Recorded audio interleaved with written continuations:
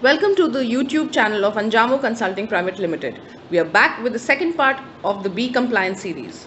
In our last video, we discussed the latest trends of startups in India, the Startup Annual Action Plan launched by the Government of India, what were its key pillars, and what was meant by simplification and hand-holding in Startup India Annual Action Plan. We are joined today by Nitika Ahuja, partner at Classes Law, our knowledge partner. Thanks for joining us, Nitika. My first question to you is, if an individual is looking to set up a startup, what type of structure will be suitable for recognition as a startup? Individuals considering to set up a startup should consider setting it up as a limited liability partnership, private limited company, one-person company, or a partnership firm. A sole proprietorship is not recognized by DPIIT. However, if a sole proprietorship changes its entity type, then the recognition will be granted from the date of commencement of business of the sole proprietorship. Key points to be kept in mind is that entities formed due to mergers, demergers, acquisitions, or amalgamations, any holding or subsidiary companies, entities incorporated outside India are not eligible for recognition. Thank you for sharing your insights. So my next question is, what is a write-up required to be submitted for DPIIT recognitions? While drafting the write-up, we recommend that following points should be kept in mind. You should provide a detailed information about your company regarding the problems your business solves, innovation that is involved. Be very specific about and list out your customers, the organization, businesses that your company plans to serve.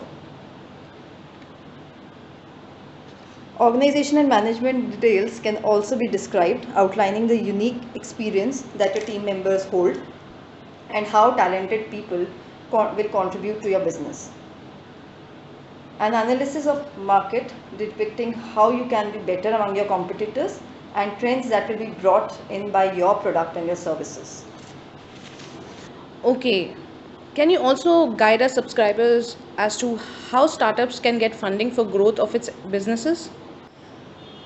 A startup recognized by DPIIT and incorporated for less than 2 years is eligible for seed funding through eligible incubators across India under the Startup India Seed Fund Scheme. A startup can avail seed support in the form of grants, debts, convertible debentures. Earlier, if a startup, whether recognized by DPIIT or not, wanted to raise funds by way of any compulsorily or optionally convertible capital instruments, the startup had to go through valuation of its shares, at least for the flow value.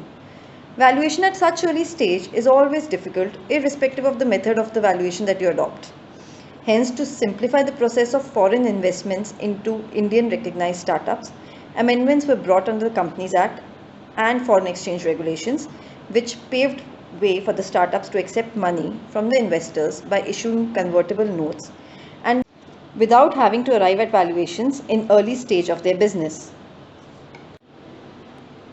Thank you so much, Nitika, for joining us today and sharing your valuable inputs on the startup ecosystem. Thanks to our audience for patiently listening to us. Next time, we will be talking about the latest trends in startups, what to look out for. Please don't forget to subscribe to our channel for more exciting and informational videos. In case you have any query or would like us to discuss any particular topic of your interest, please let us know in the comment section. Or you can contact us at the email ID mentioned at the end of the video.